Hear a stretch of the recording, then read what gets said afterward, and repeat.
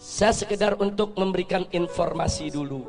Satu, dulu negeri Tibet itu merupakan negeri merdeka berdaulat.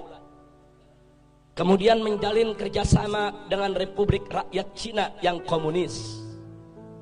Setelah ada perjanjian kerjasama, Cina mengirim ribuan tenaga kerja ke Tibet, saudara. Membangun kota, membangun jalan, membangun kantor-kantor pemerintah, saudara. Kemudian setelah pembangunan selesai, ternyata ratusan ribu para pekerja tersebut angkat senjata melakukan pemberontakan di Tibet. Kok bisa? Ternyata para pekerja tersebut adalah tentara, saudara. Tentara yang memang dididik, saudara, untuk bekerja. Kemudian setelah itu Tibet jatuh, dikuasai oleh negara Cina, dan pimpinan tertinggi agama yang ada di Tibet, yaitu Dalai Lama, ditangkap dan diusir ke luar negeri sampai hari ini, saudara. Hati-hati, masuknya tenaga kerja Cina ke Indonesia yang jumlahnya saat ini ratusan ribu orang harus diwaspadai, karena kita sudah lihat bagaimana tegapnya badan mereka, bagaimana perawakan mereka, lebih tepat mirip tentara ketimbang pekerja kasar atau buruh, saudara. Yang kedua, saudara, di tengah Afrika ada satu negeri bernama Angola, dibantu habis-habisan oleh Republik Rakyat Cina, saudara. Setelah diikat dengan utang yang begitu besar, kemudian Cina mulai mengatur Angola. Anda tahu minggu ini apa yang terjadi?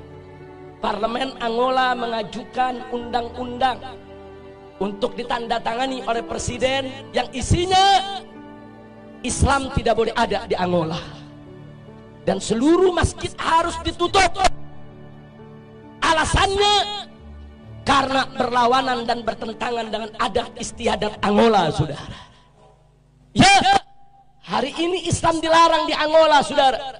Bagaimana dahsyatnya pengaruh Cina komunis sampai di Afrika, saudara, dipengaruhi sedemikian rupa. Yang ketiga, ada satu lagi negara di Afrika bernama Zimbabwe, saudara, juga diberikan utang besar-besaran oleh Cina, saudara. Setelah utangnya, saudara, membengkak, Zimbabwe tidak mampu untuk bayar utang, saudara. Lalu apa ditawarkan oleh Cina komunis? Dibebaskan dari utang, tidak perlu bayar utang. Tapi mulai saat itu Zimbabwe harus meninggalkan mata uangnya dan belanja sehari-hari dengan mata uang Cina, yaitu yuan, saudara. Saat ini di Zimbabwe, jual beli, sewa menyewa, transaksi semuanya menggunakan mata uang yuan milik Cina komunis, saudara. Kembali ke Indonesia, saudara. Saat ini kita dapat pinjaman utang ribuan triliun dari Cina, saudara. Saat ini kita berutang kepada negeri Cina ribuan triliun, yang 7 turunan kita ke depan belum tentu kita bisa bayar, saudara. Hati-hati dengan ribuan triliun kita hutang ke Cina.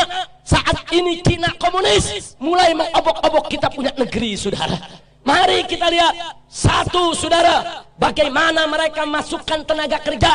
Ratusan ribu orang masuk ke Indonesia saat ini. Dan minggu yang lalu, saudara, Presiden Jokowi sudah menyatakan, mengingatkan kepada para pengusaha untuk tidak lagi bertransaksi dengan dolar ataupun rupiah, tapi bertransaksi dengan yuan, mata uang Cina, saudara. Ini bukan fitnah, ini keputusan presiden, saudara. Nggak sampai di situ, saudara. Sebulan yang lalu presiden juga mengeluarkan kepres bahwa orang asing termasuk Cina komunis diberikan hak milik untuk memiliki rumah, memiliki tempat tinggal, dan memiliki perkebunan di Indonesia, saudara. Ini nggak pernah terjadi. Orang asing diberikan hak milik. Ada apa gerangan yang terjadi, saudara? Masya Allah. Ada apa ini negeri? Saya ketemu seorang pejabat, Habib, kan enak kerjasama dengan Cina. Kita dibangunin itu jalan kereta, MRT, LRT.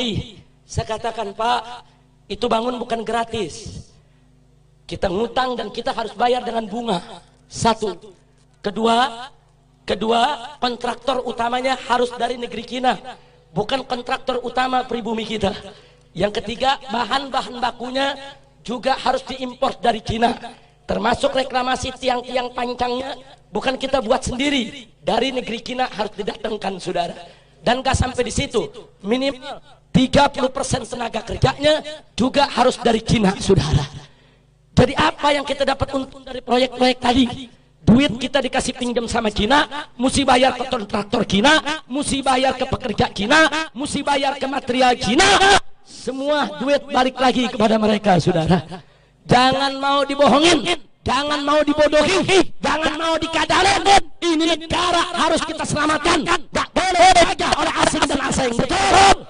Siap bela negara, siap bela NKRI, siap bela Islam, siap bela bangsa, siap bela rakyat, siap jaga pribumi.